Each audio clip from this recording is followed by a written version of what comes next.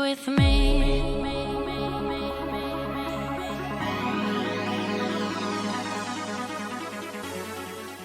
Fala, meus amigos, tudo bem?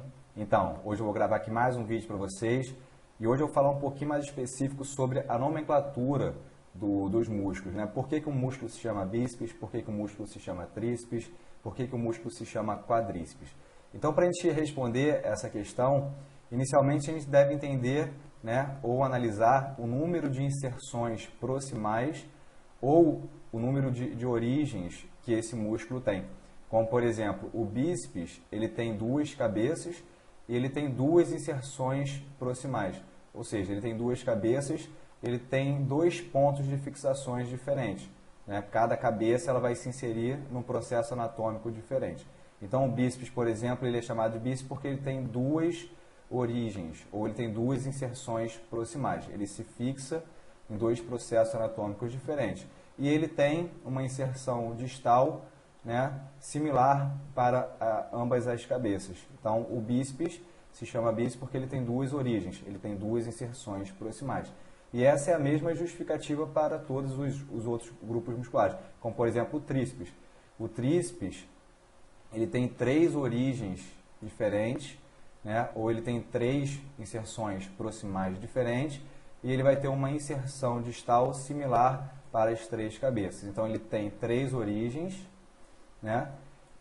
Três inserções proximais e ele vai ter uma inserção distal similar para todas essas cabeças. Como é o exemplo também do tríceps sural, né? Vulgo batata da perna. Ela tem três origens, né? Do gastrocnêmio do sólio e tem a inserção distal e também se chama tríceps, só que o tríceps sural. Tá? Esse aqui é o exemplo do tríceps braquial, onde ele tem três origens, três inserções proximais e uma inserção distal similar para todas as cabeças. Mesma justificativa do quadríceps. O quadríceps é formado lá por quatro ventres, né? Quatro músculos. Tem os quatro, ele tem inserções proximais diferentes e ele vai ter uma inserção distal similar também para todas essas cabeças. Tá?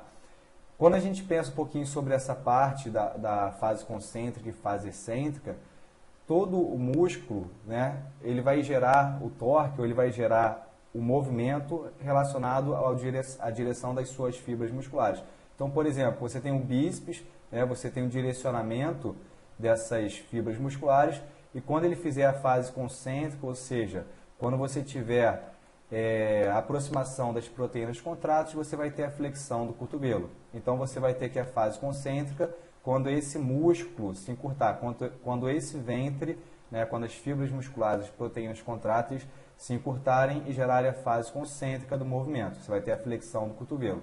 A fase excêntrica seria o retorno, né, à posição inicial ou o afastamento dessas proteínas contráteis. Então, o músculo, durante a sua fase concêntrica, né, ele vai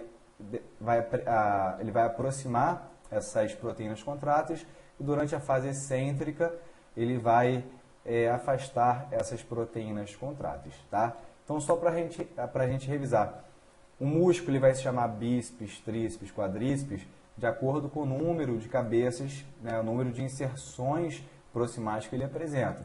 Então, se tem duas inserções proximais, duas origens, é o bíceps. Se tem três origens, tríceps. Se tem quatro origens, quadríceps. Tá? Então, é o porquê dessas nomenclaturas que está relacionado com o número de inserções proximais de cada músculo.